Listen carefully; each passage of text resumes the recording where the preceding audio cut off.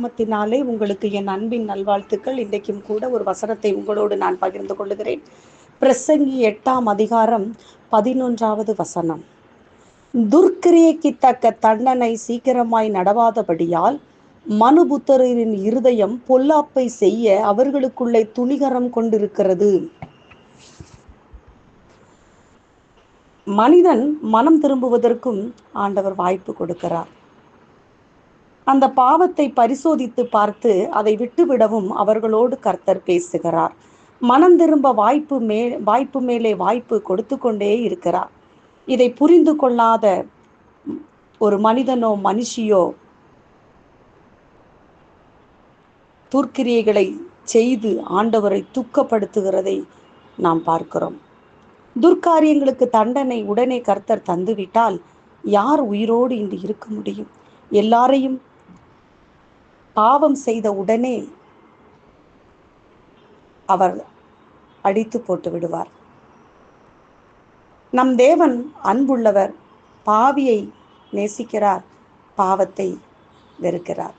இப்போது மனம் மாறி விடுவானோ? இன்று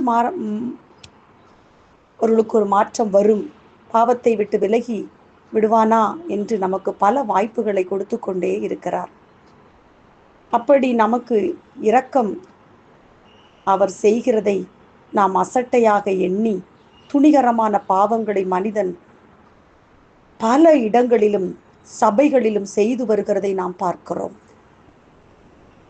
அவர் மனம் திரும்ப கொடுக்கிற வாய்ப்புகளை சுயநலத்திற்காக, சுய லாபத்திற்காக அதை பயன்படுத்தி அவரிடமிருந்து தண்டனையை பெற்றுக்கொள்ள எத்தனையாதே. தயவு செய்து தேவ பிள்ளைகளே, அன்புள்ளவர் தான் ஆண்டவர். மறுபக்கம் அவர் இருதயத்தை வேதனைப்படுத்தி அவரை அவமதித்து சபைகளிலே சண்டைகள் போட்டு நல்ல போதகர்களின் இருதயத்தை காயப்படுத்துவது, தகாத வார்த்தையினால் கெட்ட வார்த்தையினால் பேசுவது, கர்த்தர் அதை கேட்டு சும்மா இருப்பாரா? நிச்சயமாக இருக்க மாட்டார். ஏற்ற நேரத்தில் அவர் அதற்குரிய பலனை அவர்கள் காணும்படி செய்வார். மௌனமாய் இருக்கிறார் என்று சொல்லி அவர் சும்மா இருக்கிறதல்ல. அவர் உயிருள்ள தெய்வம், எல்லாவற்றையும் பார்த்து கொண்டிருக்கிறார். துணிகரமாய் ஓடுகிறதை தேவ பிள்ளைகள் நிறுத்த வேண்டும். ஓரிருவர் தவறு செய்வதன் மூலம் வாரந்தோறும் சபைக்கு போகிற மற்ற ஜனங்களும் சபையின் ஆசீர்வாதங்களையும் நன்மைகளையும் பெற முடியாமல் போகிறது. எவ்வளவு பெரிய பாவம் செய்கிறோம் என்பதை ஒவ்வொருவரும் உணர வேண்டும். இன்றைய தினம் மனம் திரும்பாவிட்டால் அவர் பட்டயத்தை கற்காக்குவார் என்பதை நாம் மறந்துவிடக்கூடாது.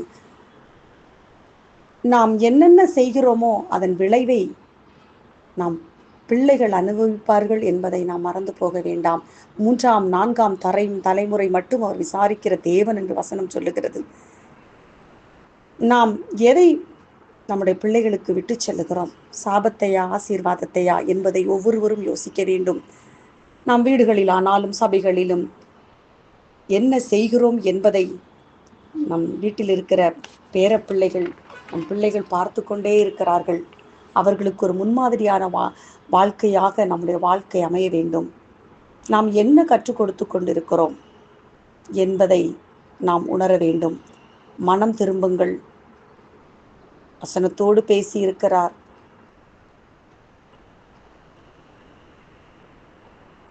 எல்லா விதத்திலையும் தவறு என்று தெரிந்தும் மீண்டுமாக துணிகரமாய் அந்த பாவங்களை செய்வதை ஒவ்வொருவரும் தேவ பிள்ளைகளும் விட்டுவிட வேண்டும். இல்லாவிட்டால் யாரெல்லாம் இதற்கு உடந்தையாக இருக்கிறார்களோ அத்தனை பேர் மேலும் தேவ கோபாக்கினை வரும் என்பதை மறந்து போக வேண்டாம். புறஜாதி ஜனங்களை பாருங்கள்.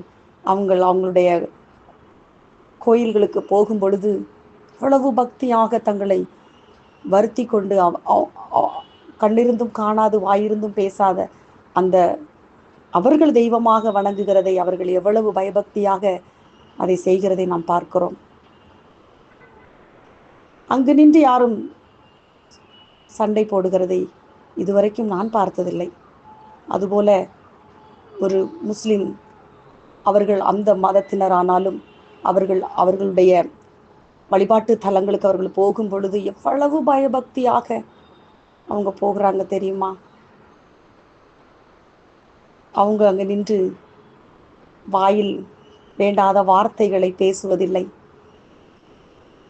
நடுக்கத்தோடு போகிறாங்க. நடுக்கத்தோடு போய் வணங்கி கொண்டு அந்த அவர்கள் தெய்வமாக வணங்குகிறது அந்த கடவுளை அவர்கள் வணங்கி கொண்டு வருகிறதை நாம் பார்க்கிறோம். ஆனால் நம் தேவன் அவர்களுடைய தேவனைப் போலவா? உயிருள்ளவர். நாம் ஜெபிக்கும் பொழுது நம் ஜெபத்தை கேட்டு உடனே பதில் தருகிறவர், நம்மோடு பேசுகிறவர். அவருக்கு முன்பாக நாம் எப்படி இருக்கிறோம்? துணிகரமான பேச்சுகள். இந்த வாயினாலே ஜெபம் செய்து மற்றவர்களை ஆசீர்வதிக்கவும் செய்கிறார்கள். ஆனால் அந்த வாயினாலே என்ன வார்த்தைகளை பேசுகிறார்கள், எந்த இடத்தில் நின்று பேசுகிறோம் என்பதை கூட மறந்து செயல்படுகிறதை பார்க்கிறோம். எவ்வளவு வேதனையான காரியம். கடைசி நாட்களில் நாம் வாழ்ந்து கொண்டிருக்கிறோம். எனக்கு தெரியாது, இதெல்லாம் நான் தெரியாமல் செஞ்சுட்டேன்னு சொல்கிறதுக்கு வாய்ப்பே கிடையாது. எல்லாம் தெரியும்.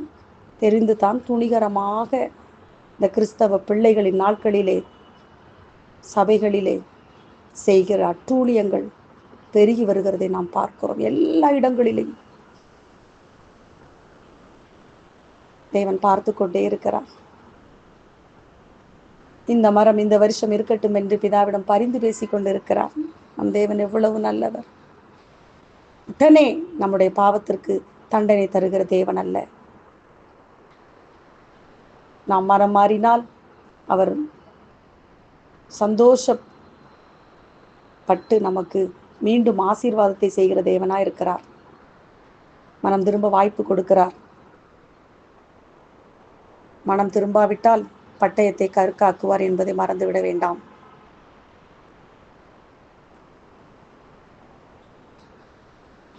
ஒவ்வொருவரும் கர்த்தரை அறிந்த பிள்ளைகள் எந்த இடத்தில் நின்று என்ன செய்கிறோம் என்பதை உணர்ந்து செயல்பட கர்த்தர் தாமே ஒவ்வொருவருக்கும் இரக்கம் செய்வாராக.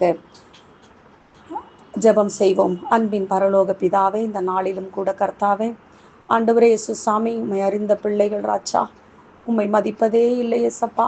பயத்துடனே சேவியுங்கள், நடுக்கத்துடனே களி கூறுங்கள் என்று சொன்னீங்களப்பா. ஆனால் அந்த பிள்ளைகள் தகப்பனே, பயமும் இல்லை, நடுக்கமும் இல்லை இயேசு சாமி. ஆண்டவரே, நீர் எவ்வளவாய் துக்கப்படுவீர் ஐயா. புறஜாதிகள் பார்த்து சொல்கிறாங்க, ஏசப்பாவை எங்களுக்கு வேணும், ஆனால் அவங்கள சேவிக்கிறவங்க எங்களுக்கு வேண்டாம், கிறிஸ்தவர்களாக நாங்கள் விரும்பலை. புறஜாதிகள் அப்பா காது கேட்க சொல்லுறாங்கப்பா. சாட்சிகளே அற்ற ஜீவிதத்தோடு பாவுடைய பிள்ளைகள் வாழ்கிறாங்கப்பா.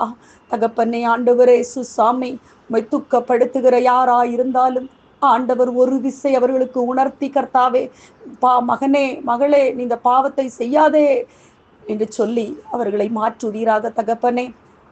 தமிழ்நாட்டிலேயும் பல இடங்களிலும் சபைகளிலே சண்டைகள், போதகர்களை அடிக்கிற காரியங்கள் கர்த்தாவே சுவாமி, அன்றுவரே தகப்பனே, ஆவியானவரே சுவாமி, இப்படிப்பட்ட பொல்லாத இருதயம் கொண்டு துணிகரமாய் தங்களை அன்றுவரே ஸ்தோத்திரம் அவர்கள் மனங்களை கடினப்படுத்தி கொண்டு இந்த பிள்ளைகள் செய்கிற அட்டூழியங்களை கர்த்தர் மாற்றும்படியாக செபிக்கிறோம். உணர்வுள்ள இருதயத்தை கொடுங்க தகப்பனே.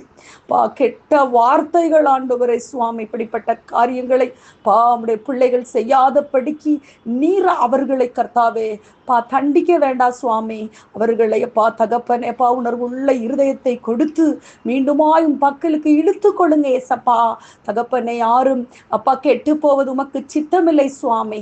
தகப்பனே, மனம் மாற வேண்டும் என்ற எண்ணமே இல்லாமல் வாழுகிற அந்த பிள்ளைகளுக்கு ஒரு மனமாறுதலை கொடுங்க சுவாமி. கொடுங்கப்பா தகப்பனே. எல்லா சபைகளிலும் கர்த்தாவே ஒரு சமாதானத்தை ஏற்படுத்துங்க.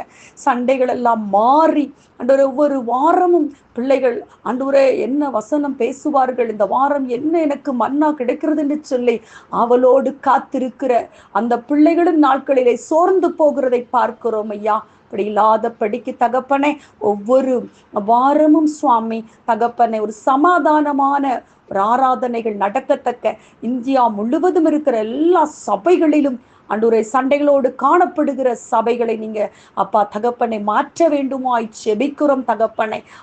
ஸ்தோத்திரம் கர்த்தாவே. ஆண்டவரே, அப்பா நீர் உண்மையுள்ளவர் ஐயா, நீர் நல்லவர் சுவாமி, நீர் பெரியவர் ஐயா. தகப்பனே அப்பா, அப்பா நாங்கள் செய்து போன பாவத்திற்கு நீங்கள் தண்டனை கொடுத்திருந்தால் நாங்கள் என்றோ நிர்மூலமாயிருப்போம் ஐயா. நாளும் எங்களை அப்பா ஜீவனோடு வைத்திருக்கிறீங்கப்பா. அந்த உணர்வை ஒவ்வொருவருக்கும் கொடுப்பீராக தகப்பனே. அன்றுவரே ஸ்தோத்திரம் தகப்பனே அப்பா. அப்படிப்பட்ட நல்ல அப்பா மனிதர்களாக ஒவ்வொருவரையும் மாற்றி நீங்க ஆளுகை செய்ய. சபை சுத்திகரிக்கப்பட வேண்டும். இப்படியே போய்கொண்டில்லாத படிக்கு ஆண்டர் பெரிய மாற்றத்தை வரப்போற நாட்களிலே கர்த்தாவே காண உதவி செய்யும்.